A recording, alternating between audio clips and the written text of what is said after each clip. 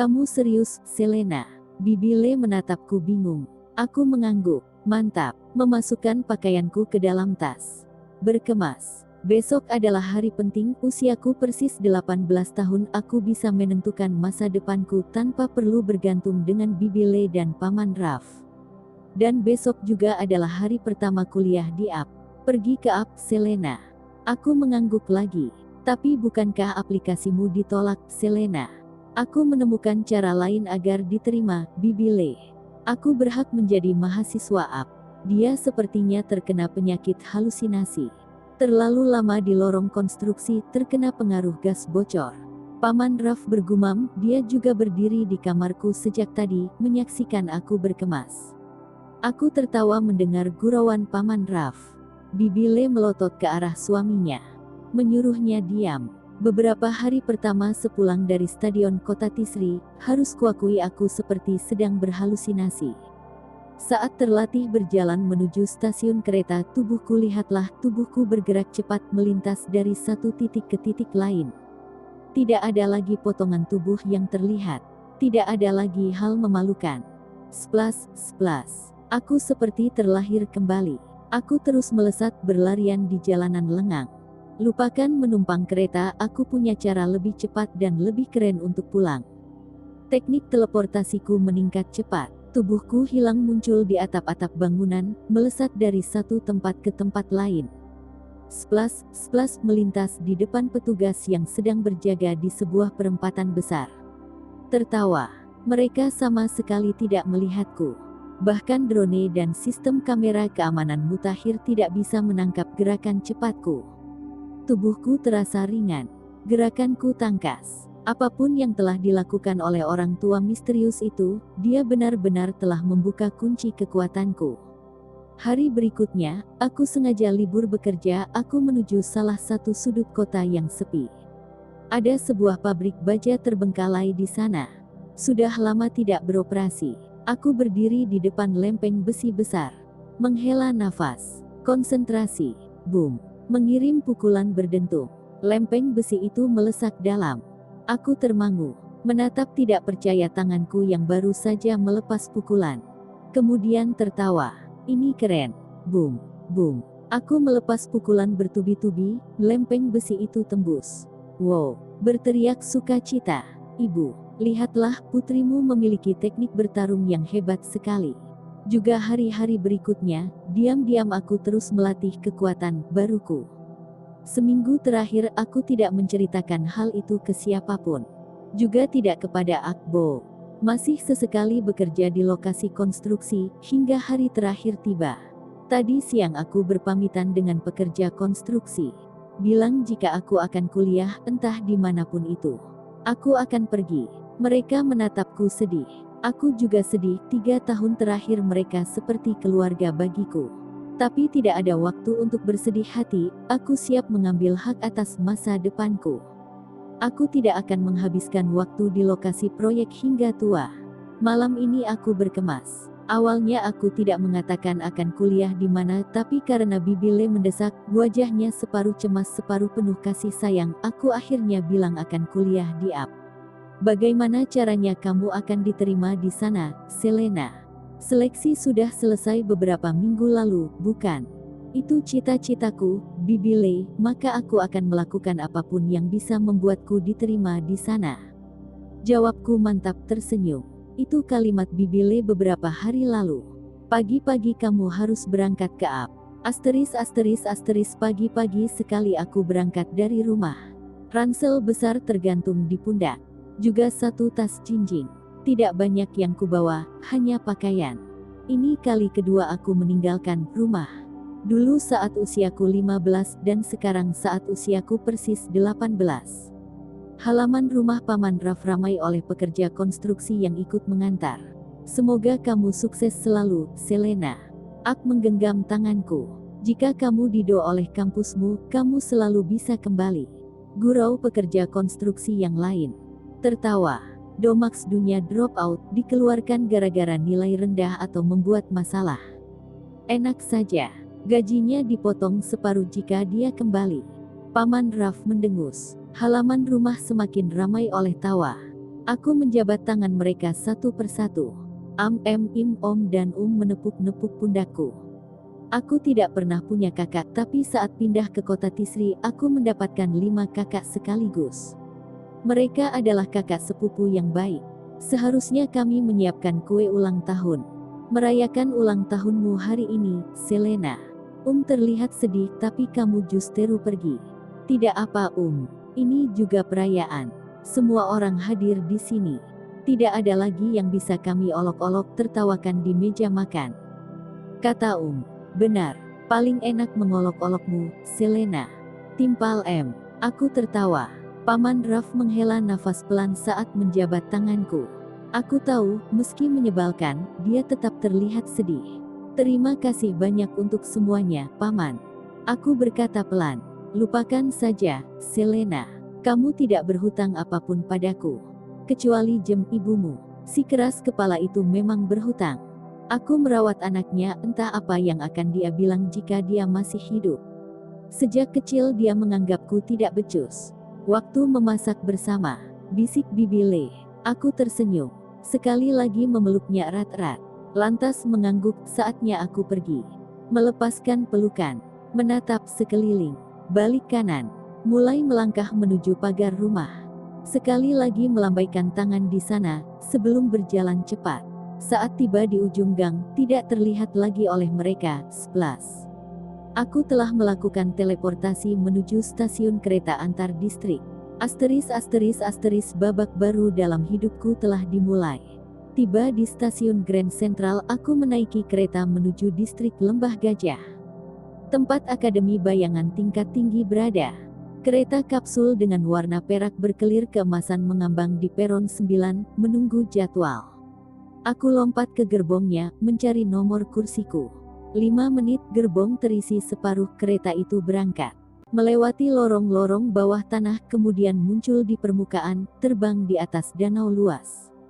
Bola matahari pagi terlihat menawan di balik gunung, warna jingga berpendar-pendar. Kereta terus meluncur menuju arah timur. Melewati berbagai distrik, menembus pebukitan, melangkahi padang rumput luas. Aku memperhatikan rombongan hewan liar yang berlarian di bawah sana. Kereta juga melewati kota-kota lain, desa-desa, ladang pertanian subur. Air terjun terlihat di dinding-dinding pebukitan. Kabut menyelimuti.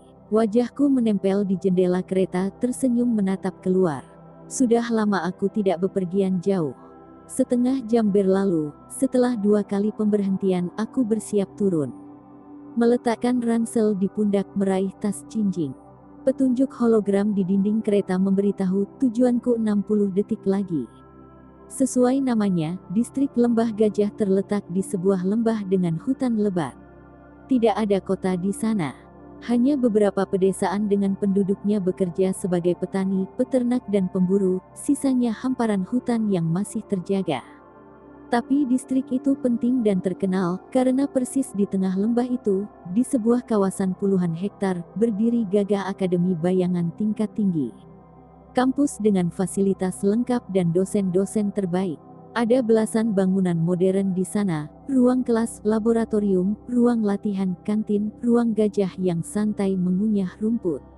Sama sekali tidak terganggu saat aku berhenti beberapa detik memperhatikan. Mungkin karena itulah distrik ini disebut Lembah Gajah. Atau mungkin karena gajah adalah hewan dengan ingatan yang fantastis, lembah ini disebut demikian, dan menjadi lokasi Akademi Bayangan. 10 menit melakukan teknik teleportasi, dengan keringat yang membasahi pakaian aku tiba di gerbang besar Up2, tongkat tombak khas milik petarung klan bulan menjulang 10 meter yang menjadi gerbangnya. Bangunan-bangunan Up terlihat megah, modern dan futuristik. Tidak ada yang menjaga gerbang, halaman dengan rumput terpotong rapi juga lengang. Sepertinya penghuni komplek kampus sedang berkumpul di satu bangunan. Tidak sulit menemukannya, mereka berada di gedung aula seperti piramida dengan formasi bulan sabit di puncaknya. Splash, splash. Aku menuju gedung paling besar di kompleks. Tiba di sana, berdiri persis di depan pintu besarnya, yang tingginya nyaris 6 meter. Menghela nafas pelan, aku mendorong pintu aula. Sepertinya aku terlalu bersemangat membukanya. Pintu terdengar bergemuruh, mulai bergeser terbuka. Seketika, 400 mahasiswa AP yang sedang berada di dalam gedung menoleh. 100 mahasiswa baru berbaris di tengah aula, 300 mahasiswa tingkat atas duduk di kursi-kursi berjenjang yang membentuk setengah lingkaran ke atas. Juga 21 dosen, yang duduk di belakang meja panjang, di atas panggung. Aku menelan ludah. Aku sepertinya telah menghentikan acara inaugurasi. Aku menatap sekitar, mendongak. Cahaya matahari pagi menembus atap dan dinding bangunan. Semua orang memperhatikanku yang datang membawa ransel dan tas jinjing. Wajahku sedikit kaku, dadaku berdegup kencang. Ini momen yang aneh. Tapi aku tidak akan mundur. Aku mengepalkan jemari, mulai melangkah maju. Splas, splas. 2 mahasiswa tingkat atas melakukan teleportasi, muncul di depanku, menghadang. Mereka sepertinya panitia kakak tingkat yang menjadi panitia acara inaugurasi.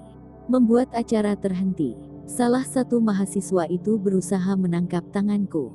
Aku berkelit. Splas, splas. Muncul 2 mahasiswa tingkat atas lainnya, membawa tongkat perak. "Nona, ini tempat terlarang," seru mereka. "Harap segera keluar." Tambah yang lain. Aku menggeleng. Terus maju. "Hei, Nona, kamu tidak bisa masuk begitu saja." Jika beberapa menit lalu ratusan mata hanya menatap keheranan, menyangka aku tersesat, siapa gadis berambut keriting ini, kenapa mendadak masuk ke aula, kali ini pecah sudah keributan di aula tersebut. Salah satu mahasiswa tingkat atas mengetukkan tongkatnya, jaring perak meluncur dari ujungnya, hendak melilit tanganku. Splas, aku menghentakkan tumit, tubuhku menghilang. Splas, menerobos barisan mahasiswa baru. Itu gerakan teleportasi yang cepat dan kuat, membuat barisan tersibak. Beberapa mahasiswa terbanting ke kiri dan kanan. "Hei, kamu mau kemana?" Mahasiswa tingkat atas yang berusaha menangkapku berseru. Splas, splas. 4 orang mengejarku. Ratusan mahasiswa yang duduk di kursi bangkit berdiri. Kepala-kepala terjulur lebih tinggi, menonton keributan. "Kejar penerobos itu. Hentikan dia." Dari sisi depan, 4 orang mahasiswa tingkat atas juga melesat mendekat. Aku telah berhasil melewati barisan mahasiswa baru, berada di ruang kosong, antara mahasiswa baru dan meja panjang tempat 21 dosen. 4 tongkat perak teracung, jaring-jaring berterbangan. Aku gesit menghindarinya. Jaring itu tergeletak di lantai aula. Salah satu mahasiswa tingkat atas terlihat kesal. Splas, dia muncul di depanku, tangannya terangkat, aku tahu apa yang akan dia lakukan. "Bersiap." Splas. Transparan yang kubuat. Itu tameng yang kokoh. Saking kokohnya, bisa memantulkan pukulan, berbalik arah, mahasiswa tingkat atas itu terbanting. Ratusan mahasiswa yang menonton berseru. 2 mahasiswa tingkat atas lain ikut melepas pukulan berdentum. Aku memasang kuda-kuda kokoh, menutup sekelilingku dengan tameng transparan. Boom, boom. Ratusan mahasiswa kembali berseru. 1-2 bertepuk tangan. Lupakan soal acara inaugurasi, ini tontonan menarik. Pertarungan meletus di tengah aula. 1 lawan 8 mahasiswa senior. Boom, boom. Splas, splas. "Hentikan." Terdengar seruang lantang dari meja panjang. Menahan gerakan 8 mahasiswa tingkat atas yang berusaha melumpuhkanku. Seorang dosen telah berdiri. Dia mengenakan toga hitam-hitam dengan garis perak. Aku tersengal, mengelap keringat di dahi. "Namaku Ox. Aku pimpinan Akademi Bayangan tingkat tinggi." "Apa yang kamu lakukan di sini, Nona muda?" Dosen itu bertanya dari atas panggung. "Aku hendak mengikuti inaugurasi mahasiswa baru." Jawabku lantang. "Ikut acara? Apakah dia mahasiswa kita?" Pimpinan AP itu menoleh ke sebelah, bertanya. Dosen yang lain ikut berdiri. "Bukan, dia bukan mahasiswa. Aku ingat anak ini. Dia memang lulus 2 seleksi awal dengan nilai mengesankan. Tapi dia gagal di tes terakhir. Teknik bertarungnya buruk." Dosen itu menjawab. "Aku ingat dia, salah satu penguji saat seleksi. Berikan aku kesempatan sekali lagi." Aku berseru. "Seleksi sudah selesai, Nona muda. 100 mahasiswa baru telah berbaris di depan sana. Kamu bisa ikut seleksi lagi tahun depan." Ox menggeleng. Berikan aku kesempatan sekali lagi, aku mohon. Aku berseru, suaraku sedikit serak. Bahkan menggores tameng transparanku pun tidak bisa. Aku berseru ketus. Jaga ucapanmu, dia berseru tersinggung. Oh ya, untuk mahasiswa senior, teknik bertarungmu bahkan tidak bisa mengalahkanku. Memalukan. Aku berteriak kesal. Jaga ucapanmu. Atau oh ya, aku tidak takut dengan kalian. Mudah saja melawan kalian. Splash, splash. Mahasiswa tingkat atas itu marah, bersama rekannya dia kembali menyerangku. Aku menggeram, ayo maju. Persis mereka muncul di depanku, tanganku bergerak lebih dulu. Boom, boom. Mengirim 2 pukulan berdentum. Wajah mereka terkesiap kaget, tidak sempat membuat tameng transparan, tubuh mereka terpelanting. Ratusan mahasiswa berseru, "Hei, itu hebat sekali!" Seru penonton. Gadis keriting itu boleh juga bertepuk tangan. Seranganku barusan memicu pertarungan besar. Orde Angkatan 75, ringkus tamu tak diundang ini. Seru salah satu mahasiswa tingkat atas marah. Splash, splash, splash. Belasan mahasiswa lain yang menjadi panitia acara inaugurasi melesat menuju ruang kosong tempatku berdiri. Maju semua. Aku menggeram. Tanganku terkepal. Boom, boom. Pertarungan terbuka meletus sudah tanpa ada yang sempat mencegah. 1 lawan 16 mahasiswa tingkat atas. Nafasku tersengal, jantungku berdetak kencang. Aku tidak akan kalah. Sejak kunci kekuatanku terbuka, teknik bertarungku muncul tak terkirakan. Boom. Salah satu di antara mereka berhasil memukul punggungku, tidak sempat aku menghindar atau membuat tameng transparan. Tubuhku terpelanting. Tapi aku segera berdiri, sambil menyeka rambut keritingku yang berantakan. Masih dalam posisi setengah berdiri, aku berteriak. Boom. Balas mengirim atas panggung, tangannya terangkat ke udara. 16 mahasiswa tingkat atas yang menyebut kelompoknya dengan Orde Angkatan 75 itu tidak mendengarkan. Mereka terlanjur tersinggung menyaksikan seorang anak ingusan berhasil melawan mereka. Terus menyerangku. Astaga, apa yang mereka lakukan? Acara ini kacau balau. Seru dosen lain. Boom, boom. Serangan bertubi-tubi terarah padaku. Nafasku semakin menderu. Tersengal. Aku jelas kalah tenaga. Mereka mengeroyokku. 5 menit bertahan habis-habisan. Splash, salah satu mahasiswa tingkat atas muncul di atasku, bersiap mengirim pukulan berdentum dari sisi yang tidak terjaga. Aku hanya bisa menatap jerih. Tidak bisa menghindar atau membuat tameng. Boom. Mahasiswa tingkat atas itu terpelanting lebih dulu. Aku menoleh, apa yang terjadi? Siapa yang memukulnya? Splash. Salah satu mahasiswa baru telah merangsek maju, dia membantuku. Pengecut, kalian tidak boleh mengeroyoknya. Mahasiswa baru itu berseru marah, berdiri di sampingku, di tengah kerumunan mahasiswa tingkat atas. Aku ingat sekali ekspresi wajahnya. Mahasiswa perempuan usianya sepantaranku, rambutnya lurus panjang. Hitam legam, matanya indah sekali. Mengenakan jubah hitam dengan garis abu-abu seragam mahasiswa baru. Splash. Sekejap juga telah berdiri satu lagi mahasiswa baru lainnya. Laki-laki tinggi, gagah, dia segera memasang tameng di depanku. Melindungiku. Aku juga tidak akan membiarkan ini terjadi. Pertarungan ini tidak adil. Seru mahasiswa laki-laki itu. 16 mahasiswa tingkat atas menggeram marah. Sebagai senior, ini penghinaan. Bagaimana mungkin ada 2 mahasiswa baru berani-beraninya melawan mereka di depan ratusan mahasiswa lain.